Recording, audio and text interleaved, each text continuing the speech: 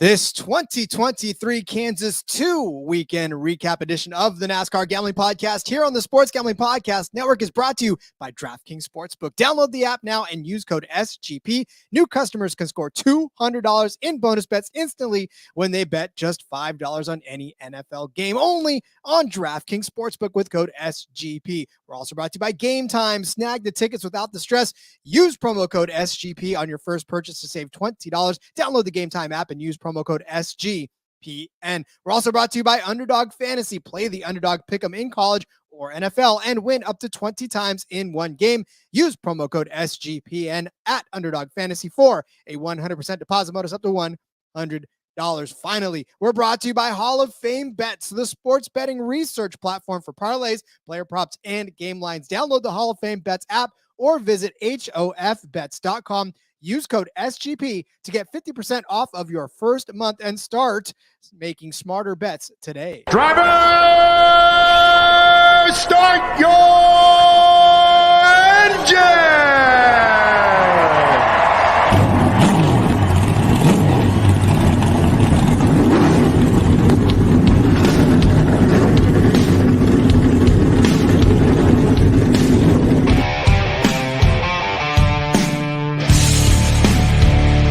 Strap in and pull those belts up tight as the Sports Gambling Podcast Network presents the NASCAR Gambling Podcast.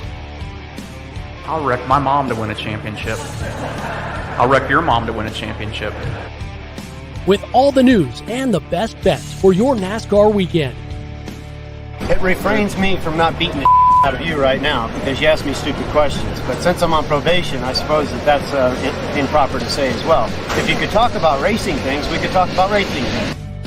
Now, here are your hosts, Rod Villagomez and Cody Zeeb.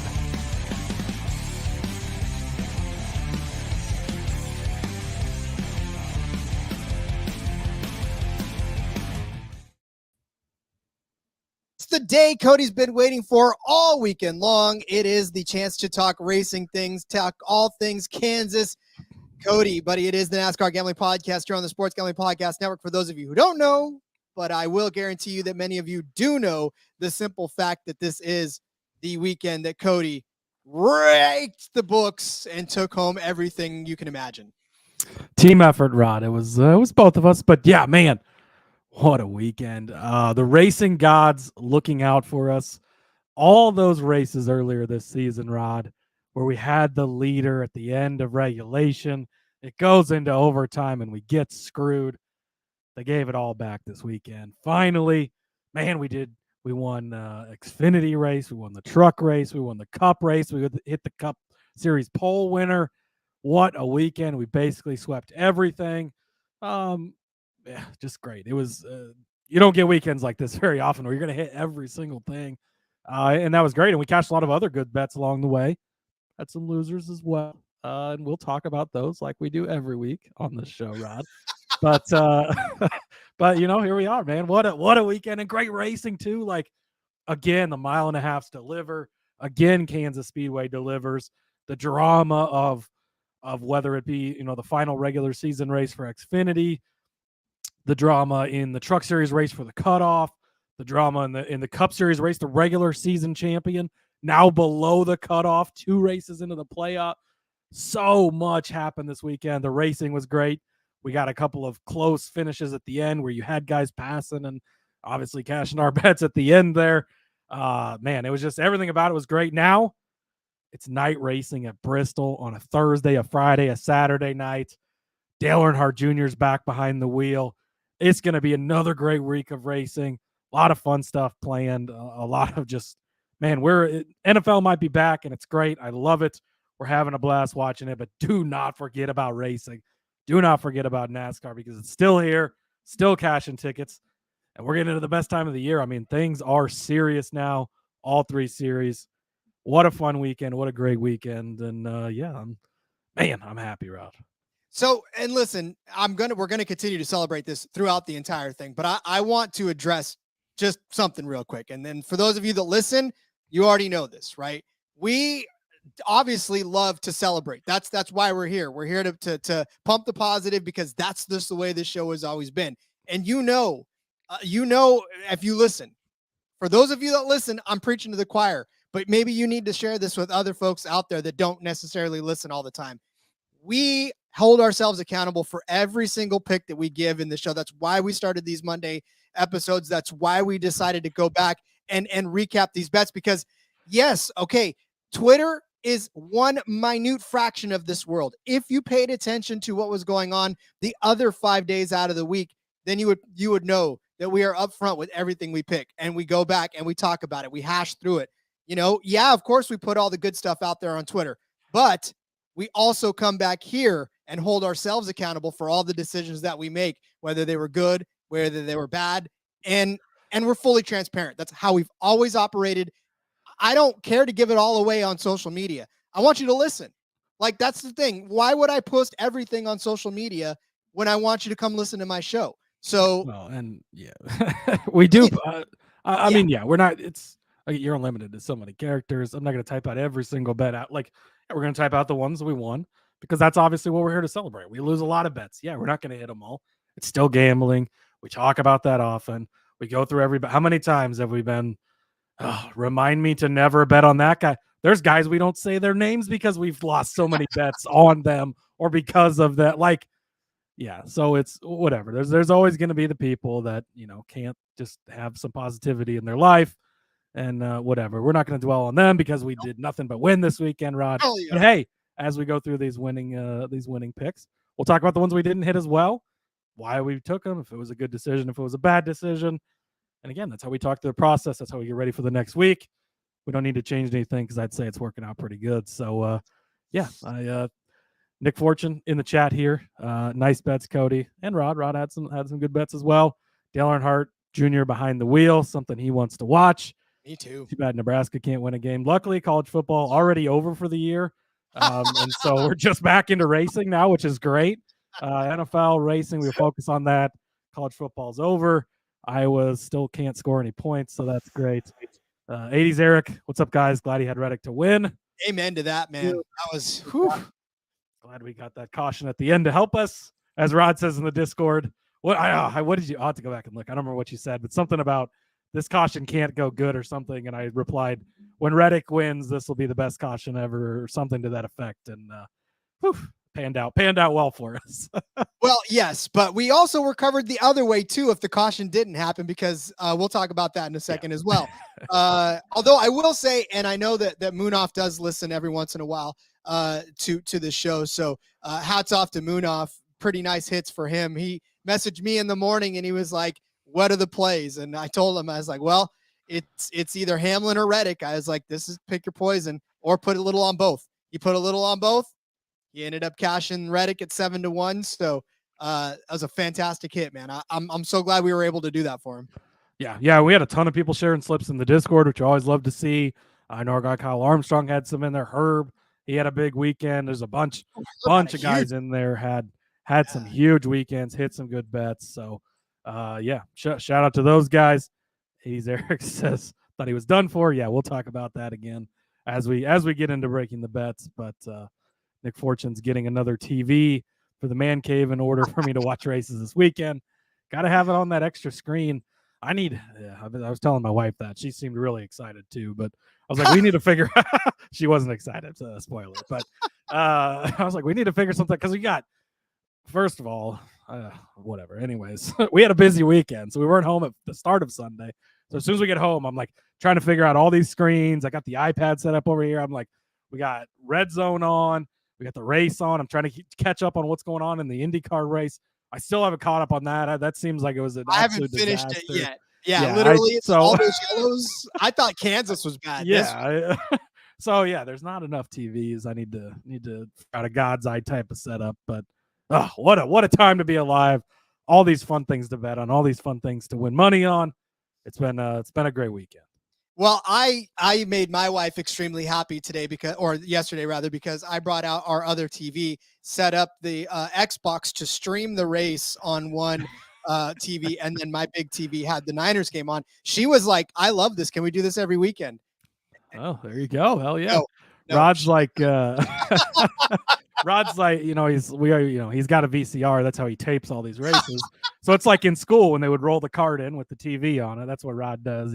He goes down the hallway and rolls the card out there and plugs in the VCR, and here we go. I'm like, all right, kids, today we're going to watch a movie. All right, let's talk about this fabulous weekend, and we'll break down all of our bets from Kansas. But let's tell you about DraftKings, because football is back and in full swing with another week of epic games. And who's got you covered on the action for every single one of them? You guessed it, DraftKings Sportsbook, an official sports betting partner of the NFL. My Niners 1-0 right now, so super excited about that. You can bet on them as well. If you're a new customer too, you can get $5 on any. You can bet $5 on any football bet and get $200 instantly in bonus bets. Nobody's missing out on the action all this season. DraftKings, all you customers of DraftKings can take advantage of 2 new offers every game day this September. Go ahead. Get in on the NFL Week 2 action with DraftKings Sportsbook. Download the app now. Use code SGP to sign up. New customers can bet just $5 and take home $200 instantly in bonus bets only on DraftKings Sportsbook with code SGP. That crown, it's yours. Call a gambling problem? Got a gambling problem? Call 1-800-GAMBLER or visit www.1800gambler.net. Gambling problem? Call 1-800-GAMBLER. See DraftKings.com/sportsbook for details and state-specific responsible gambling resources. Bonus bets expire 7 days after issuance. Got to buy myself some tickets to that Niners game coming up, the next home game, because I cannot miss out on seeing Brock Purdy kick everyone's ass. But I also don't necessarily know if I can go right away, so I have to make sure that my schedule is cleared. That always leads to stress in trying to buy tickets, especially last minute, because if you don't know, NFL tickets are expensive, but I am going to take the stress out of that. I downloaded the Gametime app. I am going to wait until the last possible minute because Gametime rewards me for doing that. They give me flash deals on all my last minute ticket deals, and they give me the best price guarantee. I don't know why I keep saying breast price, but they give me the best price guaranteed. Stop stressing over the tickets. Get hyped about all the fun you are going to have. Forget all the months of planning. Like I said, be rewarded by getting in on these last minute tickets. So snag the tickets without the stress with Gametime. Download the Gametime app, create an account, use code SGPN for $20 off your first purchase. Terms apply. Again, create an account and redeem code SGPN for $20 off. Download Gametime today. Last minute tickets, lowest price guaranteed. All right. So there's our guy Moonoff that you were just Moonoff. talking about. We were just talking about you, buddy. We were talking about how we were given good advice even on Sunday mornings. What's up, Moonoff? How's it going? Rest. Let's see. I was trying to catch up through the comments here. 80s Eric said he should see his screens when he plays market during the day. It's insane. I'll bet. Nick Fortune has upgraded from film reels, or is glad you upgraded from the film reels to the VCR. Did I though? Did I, Nick? Has he? Moonoff says he loves you guys. We love you too, Moonoff. Him. 80s Eric says the breast price is the best price. Yes. One day I'll learn how to speak the English language, and you guys all watch out when that happens. So it's more fun when you don't speak it. Yeah, correctly, amen to that. Well, listen, as far as our reviewers are concerned, they absolutely love it when we butcher the English language. So let's continue to do that. So, Cody, where do you want to start? Do you want to start from Sunday? Let's start on the races that we hit outright. So, oh, wait a minute. That was all of them. That was all of them. Yeah, let's Sunday's freshest in the mind, right? Let's do that. Work our way backwards. Rod, we'll just start right at the beginning of the card here. Denny Hamlin to finish on the podium, plus 160 over on Caesars. Easy peasy, Denny Hamlin. A little scary at the end there, of course, because after that restart, maybe he wasn't going to cash it, although not the thing I was worried about by any means. But he was one of the best cars all day. I would say him and Larson probably had the fastest 2 cars. And so, I mean, again, if we didn't get that late yellow, he was going to run away, win this. We would have hit this bet that way. But it still cashes with him finishing second. Ends up being the better result. So, yeah, Denny Hamlin on the podium, plus 160. Good way to start it. Denny Hamlin leads 63 laps. I'm thinking to myself, hey, I can get one too this weekend. Caution. I'm done. I hate the color yellow. I will never own another piece of yellow clothing ever again in my life. I'm telling you, Rod, this was them, the racing gods balancing it out. We had a stretch of like 6 weeks this spring where it was like week after week. You had it started in the Daytona, like it started right off the gate, like Daytona 500. Have Kyle Busch leading at the end of regulation. You go into overtime, and we just get absolutely fucked. The racing gods made it right this weekend, and we're back. We are back. Munaf says he's doing well. His local isn't doing well because of us. Hey, listen. Munaf's about to get fired from his bookie. Oh, shoot. Munaf is right. He likes how our bubbles are in yellow. Hang on, I'm about to fix That's that. it. We're getting a new logo next week now, guys. Way to point that out, Munaf. Justin from Old Fashioned talking Justin. about, hey, what's up there, buddy? What's up? Or maybe it's Miranda's. You know, it's oh, her it could show, be really. Miranda, It's that's right. Justin's just part of the show, but Okay, there. Now, there you go. Now it's no longer yellow anymore. That is my least favorite color. We have to change the logo and everything. All right, my first bet is, of course, it was William Byron as a top 3 finisher. Oh, look, William Byron was in the top. No, he's not. Did William Byron race on Sunday? He did, and he was a fast car until he freaking. Was he a fast car? I don't even. To be honest, with you, I don't remember him. He spun out, and that was the end of his day. I mean, literally, right. He was running inside of the top 3. He was running right up front the whole damn time that he was running up front until he stopped, and then that was it. Once he got into it, it was all over for William Byron. He never recovered all day long. In fact, I'm even trying to figure out where he finished in 15th, which was not bad, but again, he was fast enough to be a top 3 car. He just didn't get it done. Mistakes. These Hendrick cars have just been so tough to peg lately, as far as and we hit some Hendrick car bets later, but to figure out which guys are actually going to be fast and finish good on the certain week is just real tough with them. Like Larson will have good races like yesterday, and then he just absolutely disappeared late. I mean, and then on that restart at the end, Byron's been the same way. He's got the most wins out of anybody this season, but it's so hit and miss with them. Been kind of crazy. Munaf's going to record the MLB show. He's always Munaf to the MLB show, guys. Yeah, you guys think we do a lot of shows. Munaf, I think, might at least rival Rod with that. But yeah, check out the MLB Gambling Podcast because they do a great job over there. Next up for me, I had Bubba Wallace top 5 plus 200. Rod, this was looking like one of the bets of the day. Bubba was fast. We knew he was going to be fast. It's so great, right? They go through inspection. When a car fails, people start freaking out. Oh my God, he's failing. What's going on? No, that's a good thing. It's somebody you bet on is failing inspection. They are pushing the absolute limits. They knew it. This was their race. This is where they had to get it done. So freaking fast, so freaking good. I think he was in second place when that tire blew. Not much you can do about that. Hits the wall, ends up multiple laps down. He ended up finishing 32nd. So, I mean, there's just not much you could do at that point. Obviously, a toe link broke with that. They did a great job getting off the DVP, finishing out the race. I think he did gain a couple of spots. Let's see. I was trying to see who finished behind him. Yeah, maybe a couple spots. Yeah, because I think Harrison Burton and Yaley went out after him, and Dillon had already kind of been behind anyways. But at 2-1, I think this is a good bet. He was very fast, obviously, and had the race just run out normally and he hadn't blown a tire, I think he would have been there in the mix at the end.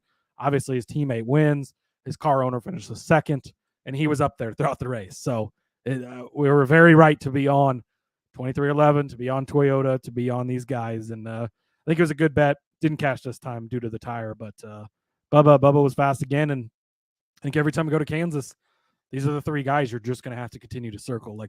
We're 4 for 4 for 2311 affiliated drivers winning at this track in the next gen car. So when we get back to Kansas in the spring, going to be back on the Bubba Wallace train, I think. Yeah, they put something a little extra in that 45 car, apparently, week after week. So, all right, I had Chris Buescher as a top 5 car, 2-1, nowhere. That's the thing about it. It was so frustrating for Chris Buescher. He didn't have speed. He started 13th, ended up 27th, and he was never in the mix for even a top 10. And pit cycles were kind of nutty. He was in the mix for the top 10. He was at the end until he hit the wall. Yeah, that's what I'm saying. I don't feel like he was even, well, he definitely was in the mix for a top 5, but he didn't have, I don't think he had it. In fact, the reason why he ended up tagging is because he didn't have he didn't have the handling. He didn't have the right track position. So I don't know. This was one of those things where his luck ran out, and obviously being on him this week was probably 1 week too long. Yeah, I don't think it was a bad idea to bet on him with what we'd seen lately. Obviously, the books had adjusted. You were getting this before on his top 10. Now it was his top 5, but Keselowski was up there throughout the day. They still had, despite how bad the Fords looked early in the week, they still had some speed. Didn't work out. Chase Elliott, top 10, plus 140, an absolute joke of a number. That was really the only reason took this, right? It wasn't because we thought he was going to be great, because he'd showed anything special. Like, he should not have been this low points in that race. He was the best car at times, right? He was leading for a while there, easily finishes inside the top 10 in 6th place, cashes the plus 140. Austin Dillon had him at 8-1. He'd been on a streak of getting in like the top 11 here at Kansas. By the time I turned the race on, he was already 4 laps down. I don't even know did he blow a tire or what? Well, so yeah, his day kind of came to a close, but he was running inside of the top 10 for the better part of that first stage. So he had the car to do it. He just got messed up in it. And yeah. By the time we got home from my daughter's volleyball game, I got the race turned on. Truex was out. Austin Dillon's like 4 laps down. I'm like, whoa, this race has been eventful. We're not even that far in. Yeah, no, and that was the thing about it too. Like he was a very fast car for the better part of the beginning of that race, and then he ran into it, and that was it. I mean, you gotta hate it. I mean, if he showed some speed early, then great. Obviously, you don't really get when they go out so early like that or get laps down. It's hard to determine whether this one would have had a chance or not. But I think with the stats being there at 8-1, it still probably wasn't a bad bet to make.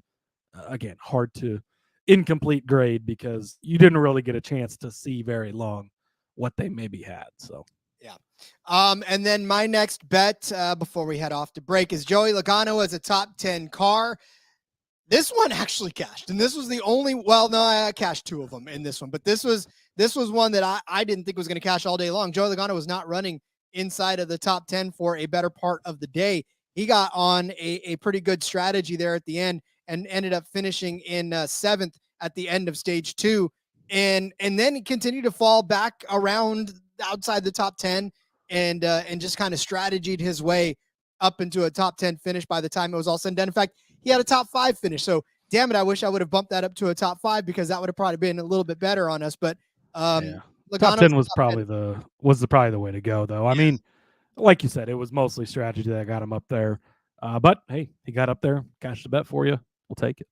I mean, and that's it. He needed strategy because he didn't have a car that was going to run inside of the top 10. He just needed to be there. And that's a wily team. So, I mean, Joey Logano, top 10, thank God, because that's at least one that I got right. So, all right, we'll finish breaking down the bets. But let me tell you first about Hall of Fame bets. Win bigger by betting smarter this NFL season with Hall of Fame bets, the sports betting analytics platform for parlays, player props, and game lines. Research every NFL, NBA, MLB, and soccer bet with historical stats and data. Enter any parlay idea into Hall of Fame bets revolutionary parlay optimizer tool to get hit rates broken down by leg, as well as an expected probability for the entire parlay. Sort all players by hit rate for any bet to learn which players are hot, which players' picks have value. Stop betting in the dark. Join over 30,000 users researching with Hall of Fame bets to craft more intelligent, data-driven plays. Download Hall of Fame bets app or visit hofbets.com and use code SGPN to get 50% off your first month today. Start researching, start winning with Hall of Fame bets. Underdog Fantasy has a way to play alongside your favorite football team and, of course, drive along with your favorite racers all season long. With their fantasy pick'em game, you can pick between 2 to 5 players or drivers, select whether they'll go higher or lower on their stats or finishing positions. Then do what you normally spend your Sundays doing, kicking back, watching the race while watching football on another screen that your wife loves that you drag out every Sunday. Win 20 times your money in a single game by going 5 for 5. It's a fantasy game, but you can win real money. We're going to give you more Underdog fantasy picks at the end of this week as far as our DFS show is concerned. So hang tight. We got a special episode just for that. So watch along, make your picks, and maybe make a little cash over on Underdog's mobile app or website, underdogfantasy.com. When you sign up with the promo code SGPN, Underdog will double your first deposit up to $100. That's Underdog Fantasy promo code SGPN. All right, Cody, as we continue down this Hollywood Casino 400 betting card, the green continues to roll. Next up for me, green didn't necessarily roll on this one, but I had Bubba Wallace over Ross Chastain, minus 125. Again, I feel like this was the correct bet to make.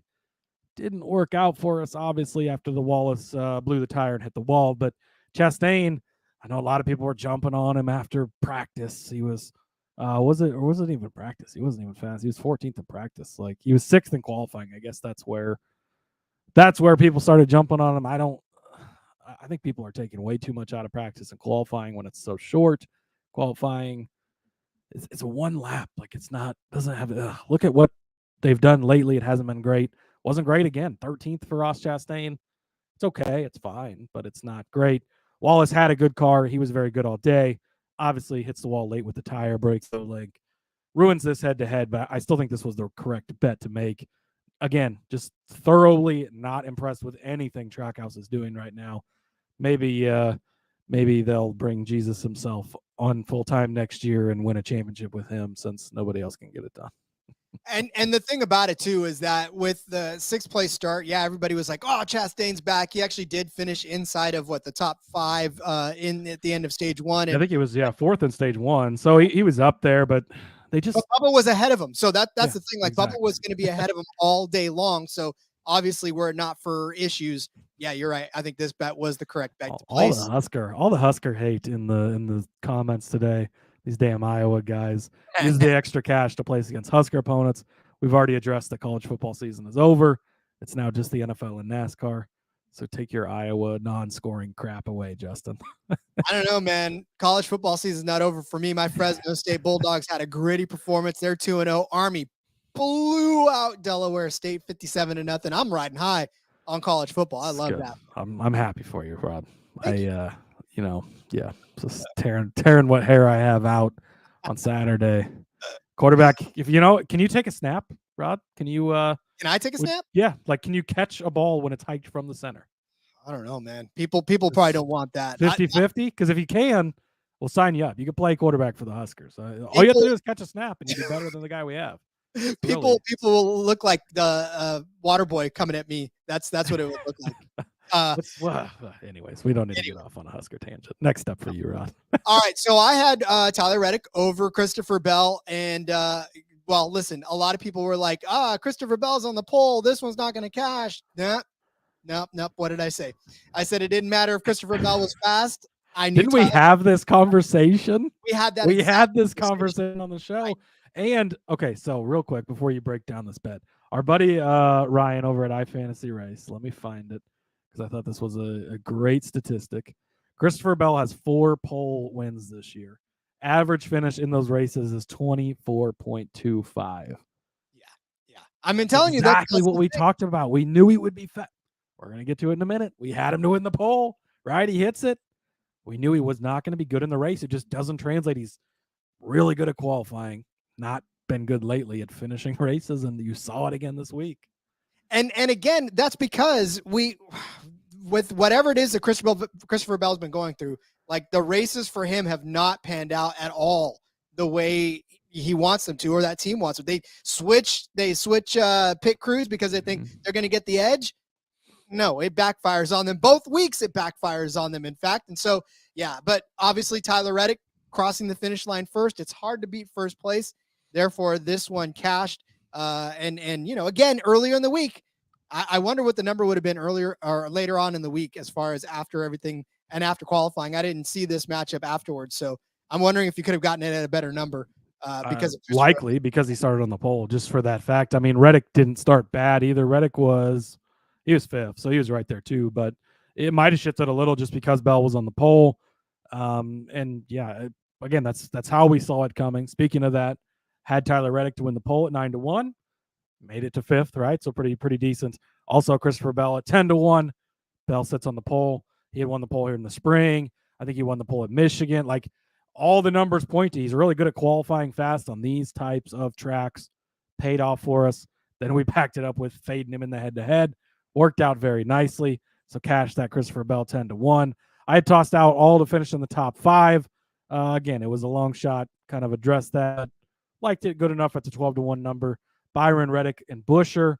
Talked about Byron earlier. Just really wasn't his day. Talked about Busher earlier. Again, not his day either. Reddick got hit done, but that doesn't do anything because the other 2 legs didn't hit. So it was a longer shot, but missed on that one. Luckily, the pole bets kind of bring this column for me at least back. Yep, 1 out of 3 will not cash that one, but that's all right. My next one was Ford as the winning manufacturer. Again, I basically called that out as a hedge, just to sort of, if like Keselowski ended up winning, if Buescher ended up winning, if whatever. I mean, I'll talk about Keselowski here in a second, but yeah, at Ford, Keselowski, Harvick looked fast at points. Harvick was fast, yeah. This could have had a chance, and again, it was more just about the number. We were pretty certain it was going to be Toyota winning the race, but the number was worth it at plus 450. So I think it was a good bet to make. I had Bubba Wallace to win at 12-1. Not a bad bet. Again, we talked about it. If he doesn't have the flat tire, I think he's in that conversation at the end. Buescher at 16-1. Again, just wasn't his day. Chase Elliott at 22-1.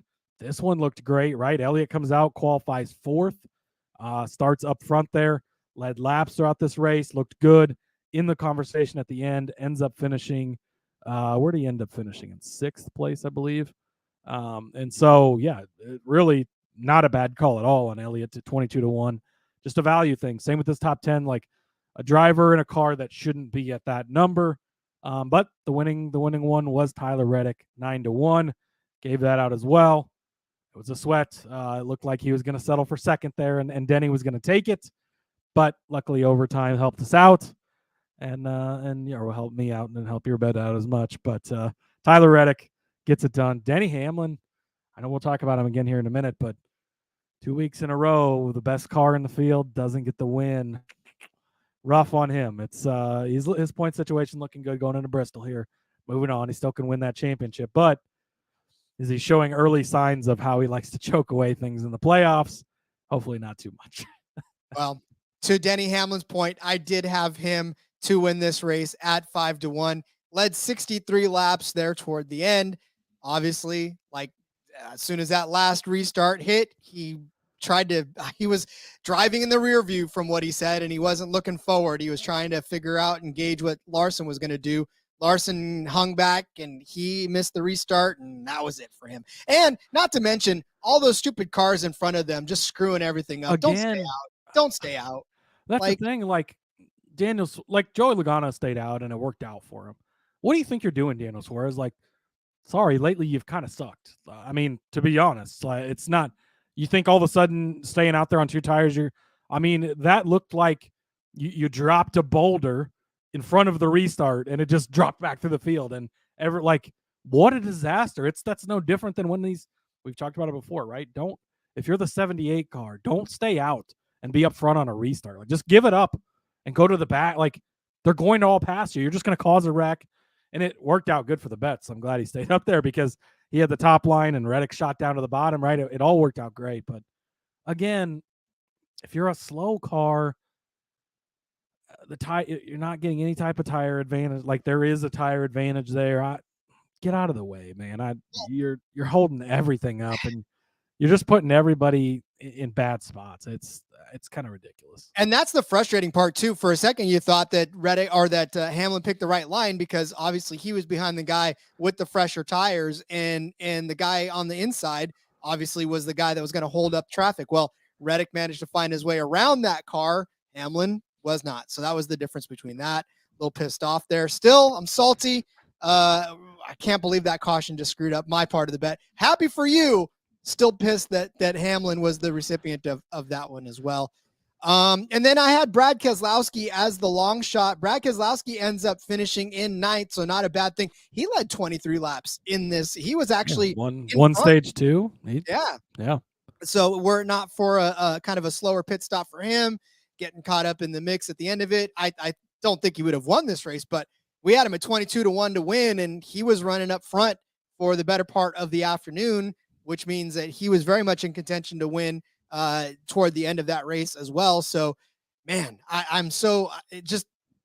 Brad Keselowski could have very much done a very, very much better day for us if that would have happened. But, not bad for a 22-1. Cody always talks about it, and that's kind of my philosophy too. If you're telling me a 22-1 led 23 laps in this race toward the end too, not at the beginning of this race and faded back, he was leading toward the end. That's a good enough bet to make. I'd do it again because Brad Keselowski, something about Kansas. He loves this track and it loves him. So definitely going with that one again, but sad that neither one of mine hit. But again, we're happy because a 9-1 is not shabby for an outright, and that was the 3 of 3 on the day for Cody. Yep, worked out very nicely. So, all right, let's go back a day to Saturday, and let's talk about the Kansas Lottery 300, which was the Xfinity race. And once again, we find that, yes, another outright hit. But this day, man, again, yellow. This is why, if you're watching this now and you see that our bubbles are black, I'm done with yellow. Yellow is my least favorite color ever. And this race is another victim of that as well. Yeah, it was a very yellow race, Rod. Yellow was the theme of the weekend. It was 10 cautions, 49 laps in this race. Just killing me, Smalls all over the place. But it was John Hunter Nemechek who swept both stages and obviously got the win in this. And we'll talk about that in a second. But yeah, I mean, so much more could have gone right, I think, in this race, even for both of us that didn't. So let's go ahead and start breaking down the bets. Yeah, so starting off, I mean, the Colleague cars again. The Colleague cars will be Colleague cars. Took Brandon Jones over Chandler Smith, minus 120. Didn't even make a sweat on this one. Chandler Smith goes to the garage early. Engine troubles. They got it fixed, and he was back out there, which scared me because I was afraid Brandon Jones might wreck and then end up behind him just because he, and then Brandon Jones goes for a spin, and I'm like, oh boy, here we go. Luckily, no damage to the 9 car. Brandon Jones holds on, finishes in second place. We'll talk about that a little more in a bit, but cashes this over Chandler Smith easily, minus 120. Smith, multiple laps down, finishes in 32nd. So, but yeah, he went out early. Then the 10 car with the former number 11 driver had issues in it. I think the 11 car was the only one that didn't have issues with the weekly driver and Derek Krause this time. And so, yeah, but can't trust these Colleague cars. Just going to keep hammering on that, I guess, because you did the same thing. I did, and it's funny because the number 11 car, they moved the driver of the 11 car to the 10 car so that the 10 car could get points. They should have just put maybe we should have left things how they were. Yeah, they should have just kept the 11 in the 11 and put the other driver in the 10, but whatever, that's neither here nor there. It was good for us. I took Sheldon Creed over that number 10 car. So that definitely happened. And that 10 car had problems early, and that was it. I mean, Sheldon Creed, to his credit, man, what a race he put on. He ended up finishing in the 3rd position after starting 16th. I mean, he really did a fantastic job all race long of keeping himself clean and keeping himself running and out of trouble. Man, it would have been interesting to see if he would have had something, I guess, for the rest of the field. I mean, nobody had anything for Nemechek, but well, except for, of course, Austin Hill. But yeah, I'm just saying, like, nobody had anything for him at the end of the day.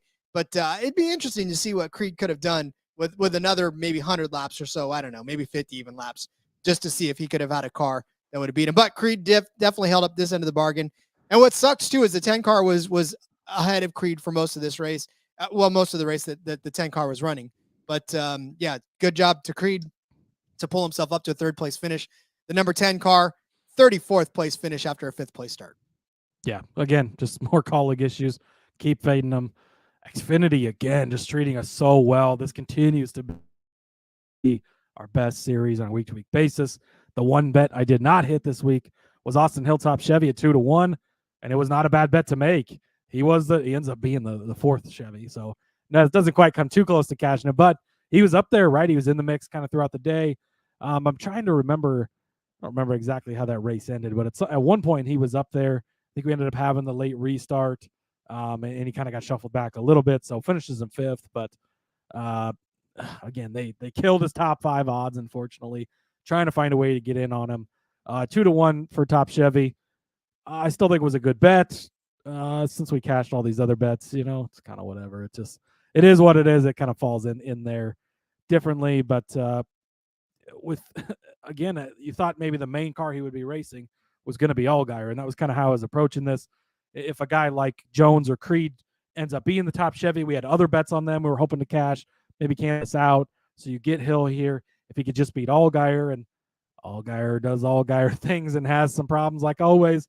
Talk about that in a few, but worked out, in favor of Hill there. But of course, then Jones, Creed, and Kligerman. What a run by Kligerman, by the way, getting into the playoffs. Congrats to them and that small team. But yeah, so it doesn't catch this one. But again, he was up there in the mix all day, as you expect. And again, just fast every week, everywhere we go. Yes, sir. John Little, great Sunday race. He was there, Yes. man. That's Nice. fun. I'm glad you got to go. Sad I didn't get to make it to this one. Hopefully be back in the spring if you're there. Have to try and see. I had a few people reach out, wanting to meet up. I was very sad I wasn't going to make it. So hopefully going to be back in the spring though again. So we'll have to have a little get together. Indeed. All right. My next one was heartbreaking. I had Cole Custer over Josh Berry. Cole Custer ended the stage one in second place and then got collected. Unfortunately, did not. Boy, that was that was the tire on the or whatever, the tire carcass on the track. Yep. He was and he was he running second at that? I think he was second at that point. He was up front and had a very real possibility of beating Josh Berry in this because Josh Berry started sixth, finished sixth. I mean, he had a day that was sort of all over the place. He did not finish inside the top 10 in stage one. He did find his way up to fourth by the end of stage two, but like Josh Berry was not necessarily one of the cars that was jockeying for a top five all day long. Cole Custer was in the mix all day long, hit that tire carcass, got taken out of the mix, and unfortunately that was 60 laps in. They showed the replay on that, and John Hunter just barely missed it. So did Algar. They both would have been, they split it right around it. I'd have been so pissed if that happened. Sucks for this one you missed it because I think it was the right call. Custer was very fast. They continued to show a lot of speed. Maybe not always winning speed, but always like right there in the top five speed for sure. And Barry just kind of continues to be blah. So somebody that was not blah this week, just fucking good at Kansas for whatever reason. Brandon Jones gave it all he had. He had to win to move on. Finishes in second, cashes the top five at plus 250. This was talk about up and down. My goodness, Roddy. Starts in fourth, finishes stage one in fourth, ends up spinning out, going through the grass. You watch the slow motion replay as that splitter jumps the curb and hits the grass. How it did not destroy that car, I don't know. Finds his way back up there. Obviously, the late restart helped him as well, but finishes in second place. Didn't have anything for John Hunter, like we suspected nobody would, right? But he was right there. If something happened to John Hunter, if he'd have been the one that hit the tire carcass earlier, maybe it would have been Brandon Jones's day. But he does cash the top five at plus 250. Brandon Jones just good at Kansas, no matter how the rest of the season's gone for them. This is, again, it's similar to the Bubba Wallace thing. Like, for whatever reason, certain guys just have certain tracks circled and where they're just better at them. And Kansas has been one of those for Brandon Jones. Gets it done with the second place finish again. Cashes the top five at plus 250. Indeed. My next bet was not as lucky. I had Riley Herbst as a top five car. Riley Herbst was not a top five car at the end of the day. In fact, Riley Herbst ended up being a top 25 car, but not top five. Riley Herbst finishing 23rd after starting eighth. It just was not his day. Like, literally was not his day. He ended stage one in ninth, where he started. So, I mean, that was a nice quiet thing, but after that, it was just not his day. Him and Parker obviously having their battles back and forth.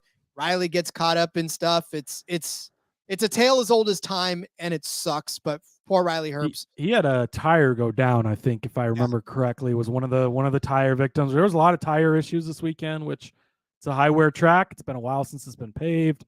Tires. NASCAR Truck, actually. Yeah. Did you hear the comments from him on Saturday about how he didn't think that? He was saying in the media center Saturday after practice, there was the tire issues, right? Bush and Gibbs both had issues. And Truex goes, I don't think the tires are going to be an issue on Sunday. And he's going on and on about how tires aren't going to be a problem. And then boom, his blows like 3 laps into the race and ends his day. But I mean, again, for Herbst, it was Herbst and Kligerman. They had this battle, right? And Kligerman ends up being the one with the top five. Should have went that way, I guess, but that was shocking. Nobody suspected that, right? You would have thought the Stewart-Haas car, and look, his teammate was fast. Custer and Herbst, it's got to be one or the other. It's a deal they have. It's a contract. Both of them cannot finish well. One has to finish well. The other one has to finish bad, I guess. I don't know why that is, but seems to be the case throughout this season. The biggest hit we had on the day, Rod, again, you don't always have to have your biggest hits on outrights. And if you're going to take a guy that's lower odds in the outright market, which we end up doing with John Hunter, we'll talk about that. Sometimes you can find big numbers elsewhere. Sheldon Creed, oh my goodness. I was rooting so hard at the end of this race for this one because Creed restarted 7th or 8th at the end there and just blew right through those people. He's running them down. He runs down, I think he had to pass Austin Hill. Then he runs down, or I don't remember which order they were in, but he slowly just takes them out. Then they get to Kligerman, and they're basically like telling Kligerman you got this locked up. Don't do anything stupid. I'm like, yes, you do. Let him buy you. Let him buy you, please. Sheldon Creed, top 3 cashes, plus 800, Rod. Oh, love it. Again, Creed has been fast. He continues to get good, solid finishes. He still can't get that win. Maybe just taking him top 3 all the time is better than trying to hit him when he finally wins, because he's so good at finishing inside the top 3. Does it yet again. They were pretty fast throughout the day too. He wasn't always the best car, but 8th in stage 1, he was 6th in stage 2, kind of hanging around all day. Showed the speed there at the end. Things worked out. Luckily, he got to the top 3 and cashed the 8-1 for us. Yeah, Sheldon Creed had such a great day going. Like, as far as just being able to be gritty like that, and that's the thing about him too. He's just gritty. That's how he always is. That's how he always runs, and it's great to see it. So I definitely agree with you on that one. Well, of course, I was big on Creed anyways. I definitely had him earlier. So, all right, I had Austin Hill. I'm sorry, what did I have as my next bet? I'm all lost here right now. I'm Justin Allgaier top 3. That's why I'm so pissed off. I would be pissed at this one as well. As a top 3 car, Justin Allgaier, he was leading this race too at points. He was a fast car, just as fast as John Hunter Nemechek. In fact, probably could have and should have won this race, but definitely finished as a top 3 car. Nope. At the end of the day, he wins the pole, even ends up 18th because he's Justin Allgaier, and that's just what happens. I'm so salty about this one. I don't even want to talk about it, but you can. Yeah, I mean, he was very fast. He was very good throughout the day. I'm trying to remember what even happened to him. At this point, I think he might have been a tire guy as well. He got caught up in that one that took Creed, Jones, and the That's 18 right. car out there. Oh yeah, him and the 18 ended up together. He did lose the lead early, which was a little bit concerning, but then he was right there. I mean, 3rd in stage 1, 3rd in stage 2, just consistent up there. Bad break for you there, getting caught up in there. That was just wrong place at the wrong time. Nothing else he really could have done in that one. So that sucked. I had the winning car number over 9.5, minus 115. I had one question to ask you when I placed this bet, Rod, and that was, what number does John Hunter Nemechek drive? Of course, it's over 9.5. That was my theory here. And again, you got the 3 JGR cars, and Sammy Smith was fast throughout the day. Another race where he doesn't finish based on how fast he was. Starting to get a little bit concerning, but you didn't really count Graf because he was in the 19, but you got the 2 JGR cars, I guess I'll say. And you got Austin Hill, who was up there as well throughout the day. So Kligerman ends up in 4th, Hill in 5th. So 3 of the top 5 were over this number. It cashed. Winning car number over 9.5 at minus 115. I mean, I agreed with you on that one too, because like I said, I didn't think Justin Allgaier had it in him really to win this race. Like I said, I knew he was going to be fast. I knew he was going to be up there, but I didn't think he was going to win. Obviously, I was right on all of that, except for the fact that he finished very poorly. Of course, I took the winning car number as odd because I figured, well, you got. I had one question to this, Rod. I know you did. What number is John Hunter Nemechek in? I know, but the even was juiced at like minus 145. So I figured that if anybody else is going to win this one, like maybe Austin Hill, or even if you did not want to stomach an outright on Allgaier, which you would have been right, and he would have accidentally won, that would have still had you covered. Accidentally. I don't know if he would have done it on accident, but Brandon Jones finished the 2nd, right? An odd numbered car. So at plus money, can't complain too much about it. Gave out Sam Mayer at 12-1. Boy, he was out of this race super early. I don't remember this. We do this so late after this. Saturday was so long ago. A lot of things have happened since then, Rod. But he had issues early and was out of this race very early. So that one ripped up and threw out. With Creed also in the beginning. Creed got into 2 incidents in this race and still finished in 3rd. That's what it was. Yeah, and just destroyed the car. So he was done early. Brandon Jones 20-1. Oh man, he was there at the end, right? Finishes in second. If John Hunter's out of the race, maybe he wins it. But I told you, John Hunter 3-1 was the play. I was going very heavy on that. You were just taking these other guys' insurance. 20-1 insurance play, finishing second is not a bad case at all. I would take that all the time. But John Hunter Nemechek, one of my bigger bets on the weekend, 3-1. He was going to be the best driver in the fastest car. It wasn't going to be close. If he could avoid the chaos, he was going to be the best and was easily going to win this race. That's what we saw. He swept the stages, won the race. There was never really any doubt that John Hunter Nemechek was the best car. Luckily, he didn't get caught up in anything, didn't have a tire issue or anything like that. Didn't hit a tire. Missed that tire carcass, right? That's what I was about to say. And yeah, so it panned out, and he cashes the outright ticket at 30. I wish it was 30-1, but at 3-1. And then, yeah, Jones, again, 20-1. Just an auto bet at tracks like Kansas because he is just so good there. Kansas, Michigan, those are the places you got to get in on. Jones, and did he finish second? Did he finish second at Michigan too? Because we had an outright on him at Michigan as well. And I remember him being very close. It was a pretty third. big Yeah. So Barry finished second in that one, and he finished third. So he was right there as well. Just good on this. Again, Michigan and Kansas, two very comparable tracks. So I really was glad that, again, he panned out. Glad we took him for the top 5, obviously at plus 250. So we got to double dip. But it was going to be John Hunter Nemechek's day at a track like that. Now I think we'll have to look at the stats, obviously, for Bristol's coming week. Be a little different. Maybe it's not necessarily. But when you get to these bigger tracks like this, those Gibbs cars have just been so fast, so dominant. Obviously, Allgaier drops out earlier. That really helped because then you didn't have to compete with him too much. But yeah, it was a John Hunter Nemechek day in that cash for us. Indeed, it was. Austin Hill had a shot at third place, but I don't know that he could have ended up winning this one. He did not lead any laps, but he was running around the front for a better part of the day. He was 7th or 8th or 6th rather at the end of stage 1, and then he ended up being 5th at the end of stage 2. So, he was a top 5 car, just not necessarily a car fast enough to really win at the end. Nobody really was except for John Hunter Nemechek. So 4.5-1. I figured that was a good enough stab. And look we had all 3 of our 4 outrights rather in the top 5.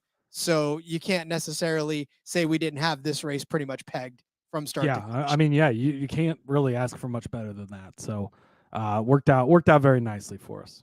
It sure did. You know what else worked out very nicely? The truck race, because guess what? You hit another outright in that one as well.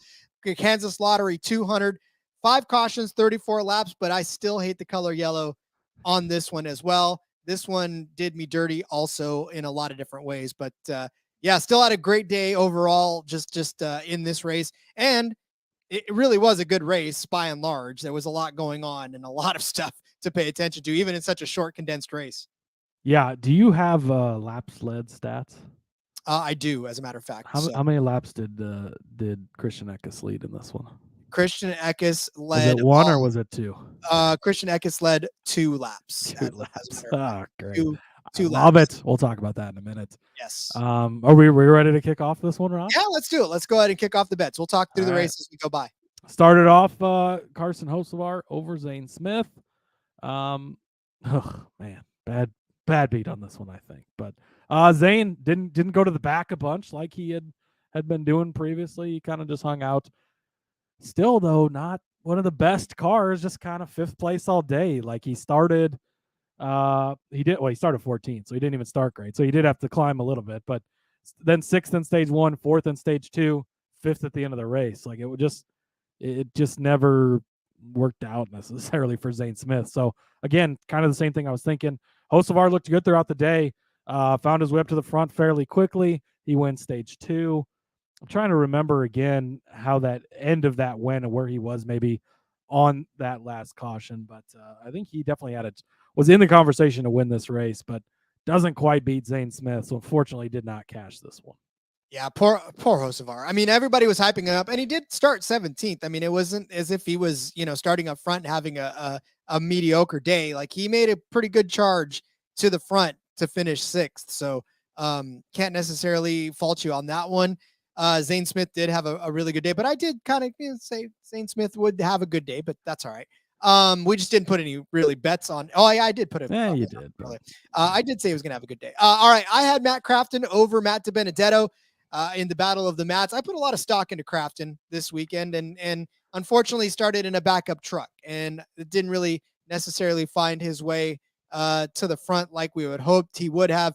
And listen, hats off to Matt DiBenedetto. I mean, a third place day for this guy. He knew what was at stake. He even led a couple of laps in this one. He put it all out there. He took everything that he was doing before and threw it out the window and really just nailed himself a solid day. So gotta tip your cap to Matt DiBenedetto and that team for putting it together when it really, really, really mattered. So top 3 finish for him. Obviously, Matt Crafton did not finish that well. He finished in 33rd.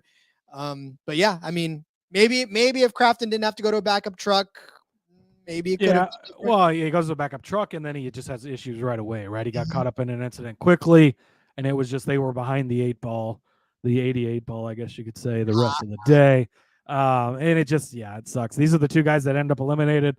DiBenedetto, like you said, everything he could, he got to 3rd, but didn't have enough to win the race. And so both these guys get eliminated. But unfortunately, this one was pretty much over early because of the Crafton problems. So we don't know what he really would have had. His track record here had been pretty good.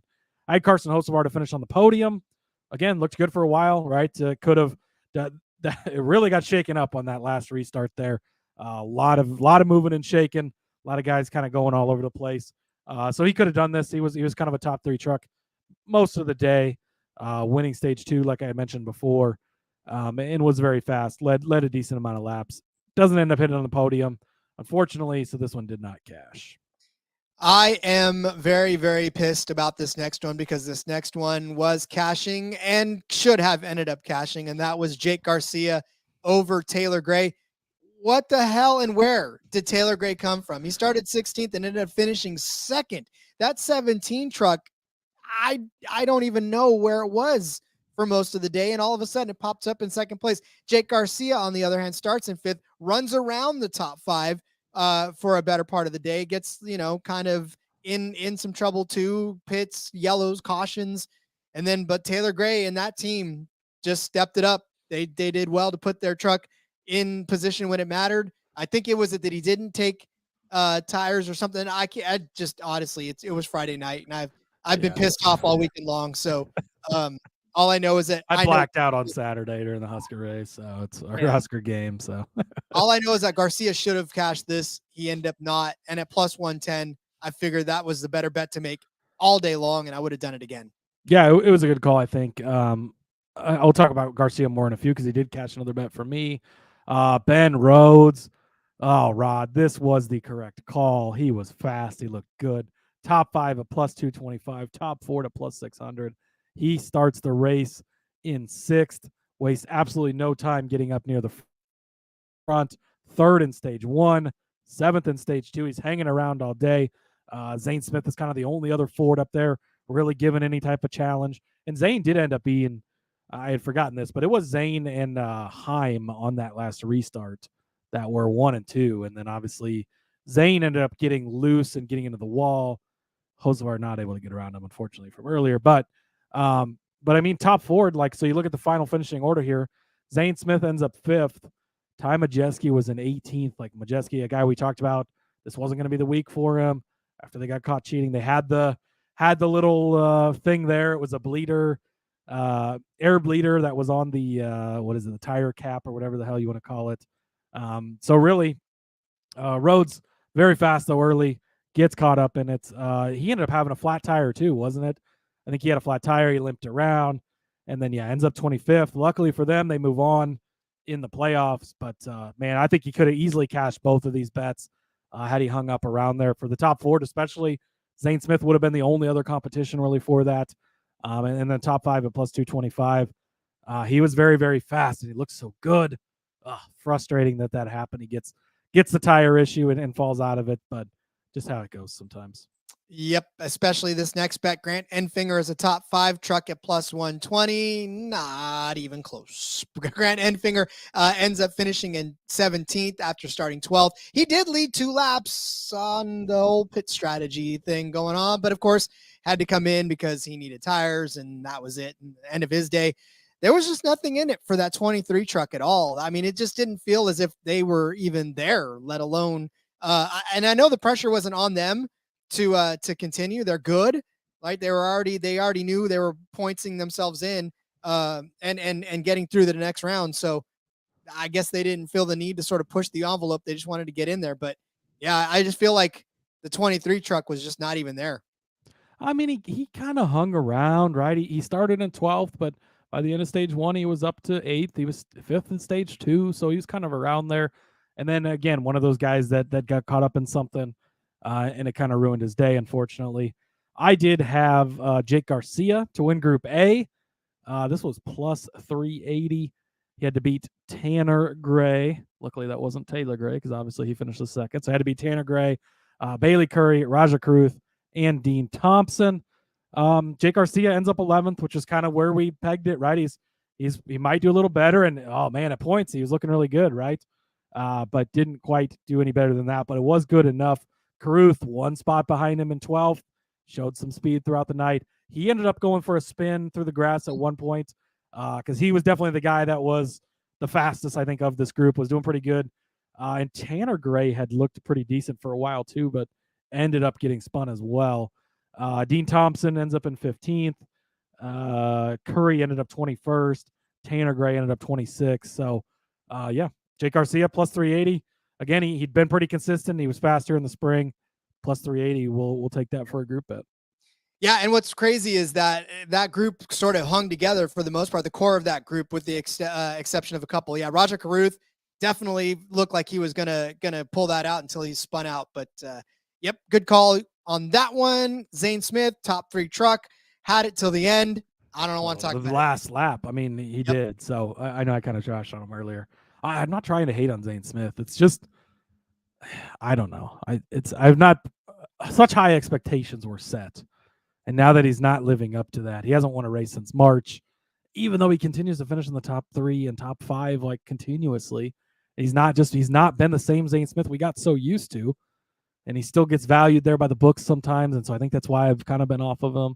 I'm not purposely trying to hate on him. I get that way sometimes, I guess, apparently.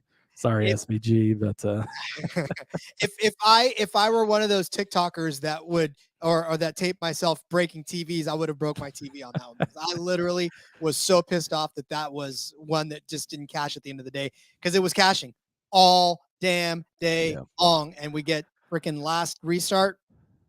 And that's what's crazy is like that's usually where Zane ends up being the guy to come out on top, and it didn't work out again. Something's just been a little off lately with that 38 truck and team, and just again a little. It's not much. He's still right there, but didn't quite work out. I had Toyota over Ford at plus 140. Again, this was just to get any Toyotas to finish, the best finishing Toyota to be better than the best Ford. Rod, in the top 10, we had 1, 2, 3, 4, 5 Toyotas, 1 Ford. It was at plus money. I know Ty Majeski's won some races lately, and I think that's why this was weighted so heavily. But I said it wasn't going to be a Majeski week. We kind of agreed on that. I don't think either of us touched Majeski anywhere, so maybe should have went against him. But we did kind of here, right? And this was a way I had propped this up as the way to take Corey Heim over everyone else. Didn't work out for Heim. Actually, it did, because Heim still finished 4th and Zane Smith finished 5th. But Taylor Gray, my boy, taking care of business, finishes in 2nd. Both those guys beat Zane Smith, who was the top finishing Ford. So, yeah, hit this one. This, again, a little bit of a different way to play it. We don't usually go about it this way, but it just, based on the limited number of Fords and some of the better Toyotas you had in this field, seemed like the right way to go. We kind of suspected it might be a Chevy driver to win this, right? It's leaning a little more in the host of our camp, but worked out with Eckes as well. Rhodes obviously could have been one that could have beat this, but again, you're kind of hedging there because you had Rhodes as the top 5, as the top Ford. So if he ends up being the top Ford and beats the best Toyota, again, you build your card appropriately to where you can cash multiple different scenarios and stuff. So yeah, this one worked out, plus 140 for Toyota over Ford. Indeed. I had Chevy as the winning manufacturer. There was 4 Toyotas. There was also 4 Chevys in the top 5 of this, or the top 10 rather, of this card as well. So yeah, I mean, we thought it was going to be a different Chevy that won this one.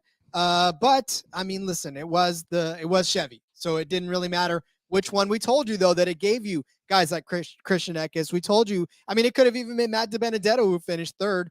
We thought it was going to be Hocevar, but Sanchez was up there as well. I mean, there's plenty of opportunity for these other guys to get it done. Fortunately enough for us, one of them did. Wasn't the one we were hoping for, but it didn't matter because you called him out. The other one too. It was one we were hoping for anyways. But yeah, I mean, with the Chevy thing, Sanchez and Purdy, they start up front, right? 1-2. They both look fast early. 1-2 in stage one. You go to stage two, it's Hocevar and Sanchez. Heim had his time up front. Zane Smith had his time up front, but really it was a Chevy day. Came down to it at the end for sure. It could have been any manufacturer that won that. They were all up there. Ends up being Chevy. I Carson Hocevar plus 450. I decided to take him over my guy, Corey Heim. I think that was the right call, although either of those guys could have won it. Hocevar led multiple points throughout this race, had very fast truck throughout the night. Another good run in the Cup Series for him, by the way. And then I took Ben Rhodes at 18-1. We talked about him earlier. The top five, the top four, it was looking good early. Doesn't cash, but maybe we're talking about Rhodes winning this at the end if he stays up there. Had Christian Eckes 8-1. He had a rocket ship in the spring rod. I was there for that race. It ended in disaster with that torn up truck. Did he dominate this race? I think I said never in doubt or something when it happened. And JDK's like, never in doubt. And I was like, obviously just kidding. He only leads the last two laps, right? But that's sometimes we've been beat on that so many times. You got to celebrate when it hits for you. And again, the way you're betting this, you think Hocevar is probably the guy that's going to win this, but Eckes is a guy who can be fast, can put himself in the position to be there at the end. And we talk about that so often with outrights is put yourself in position to be there at the end. That's exactly what Eckes did. He didn't have the fastest truck on the day. He wasn't up front all day. But when it mattered, the way the circumstances fell at the end, put himself in position, made that beautiful, both of them, him and Reddick, made that beautiful move, sweeping down underneath guys and passing 2 for 1, right, to take the lead, cash the bet. I was jumping up and down. I was screaming. It was beautiful. Oh, man, it was a good way to start the weekend, obviously. Just continued going up from there. This was a hell of a weekend, Rod.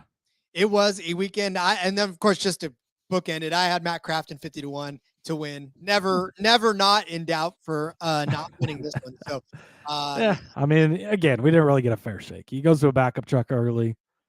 Well, and not just that, but we both knew that it was either going to be Hocevar or bust. And like you said, you had Eckes as well. So, I mean, we knew Crafton wasn't necessarily going to win this race, but obviously we both agreed that it would be Hocevar. Oh, and if it comes down to strategy at the end, they're throwing a Hail Mary again. He's the type of guy, and if he's there at the end of this race, he's the type of guy who could put himself in position to capitalize. Sure, it's Corey Hyman and Zane Smith, the two best drivers in the series, right? Go on the last lap, but they touch, and Eckes gets underneath. That could have been Crafton too. That's why you take, even though Hocevar was the guy we called out, we thought maybe he was going to win, and that worked in the Xfinity Series, right? We thought it was John Hunter Nemechek. He's the guy who ends up winning. You take the insurance plays just in case, because 20-1 Brandon Jones finishes right behind him, because Christian Eckes passes on the last lap or on the last two laps and takes this win. That's how it works. That's why you don't just go with one winner. You spread it out a little. That's why you get the Sheldon Creed's top threes at plus 800. Again, you got to balance it all out. And man, I just historic weekend. I wish imagine if I'd have made this weekend in person. Oh, that would have been glorious. But oh well, I enjoyed it from home. It was a lot of fun. You don't get the opportunity to go 4 for 4 very often. I guess we can thank the books for not giving us IndyCar odds and not giving us a chance to talk about IndyCar, to have something to mess up the streak. I guess we'll find the positive in that. I don't know. Come on, books. Do better next year. But anyways, great weekend. Cashed a lot of bets. Now we got to go to Bristol. 3 night races early in the week. Dale Jr.'s back. One of the greatest tracks on the circuit. The last great Coliseum. It is going to be in all the we're deep into the playoffs. We're making a cut for the Cup Series. Playoffs are starting for Xfinity. The next round of you win and you're in the championship for the trucks starts this weekend. Oh my God, Rod, I'm so excited. It's a naked Bristol, no dirt this time. We get to enjoy the asphalt the way God intended it to be. And yes, listen, keep your eye out. I think we're going to have a little bit of something special in the works for you guys too, as well. So keep your eye out. We're going to announce that when it, and if it ever happens to be made, because it's going to be a fun week. We got some works in the plans with some friends. get some Thursday night truck racing. God, that's going to be exciting. So stay tuned this week. We'll have a special surprise for you. Yes, indeed. Like Cody said, it's Bristol, baby. We're on to it. We don't want to leave Kansas. It was good to us, but hopefully Tennessee will be equally as good to us as We're not in Kansas anymore, Toto. No, we are not. So as we roll on out of here, Cody, why don't you let everybody know where they can find you on social media? Yeah, follow me over on X at Husker_Zeeb. You can find all my work there. I'll have my weekly articles for running back rankings coming out again here in the next couple of days. The DFS stacks for Sunday slate again. I called out the Tua Tyreek thing. I had Aaron Jones, who ended up being the number 1 running back. Pretty good week for that article. So make sure you check on those out. And then F1 is back this week. We'll have the F1 Gambling Podcast. Fortunately, we never got to the IndyCar episode this past week because we never got odds, which was stupid and unfortunate. But there is F1 odds out already, actually. So look for that to be dropping soon for you. Check it out. And let's run it back. Let's do it again this weekend, Ron. I agree. There's a lot to be won still at Bristol. Follow me on X at RJ Villagomez. Link it about everything I got going on, whether it's here, back on the back road this weekend with Seth and Elliot. Also, make sure you're checking out my articles on Sportsbook Review.